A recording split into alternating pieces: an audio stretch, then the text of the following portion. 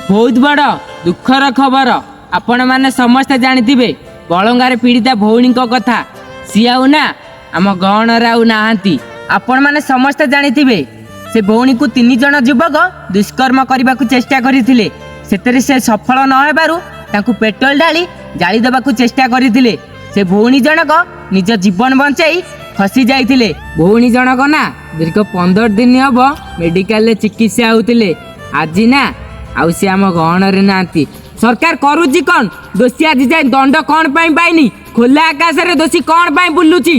से भौणी जनक मरवा पूर्व से 3 जनक ना पुलिस ऑफिसर को कहीदे सरकार कौन पाई से 3 जन को धरुने कौन पाई सी खोला आकाश रे बुलूचंती। सोईपरी सौम्यश्री भौणी केस भी आज जाए चली से दोषी को आज जाए भी दंड मिलूनी। सरकार कौन पाई से दोषी मान को आज जाए दंड दौनी। आपण मतरे से दोषी मान को कौन दंड दि जा दरकार कमेंट बॉक्स रे आपण मत निश्चय जनइब। जदि से भौणी को निज भौणी भावुव ना ये भिडियोटी आपणकर सबू सांग को शेयर करदेव। जय जगन्नाथ।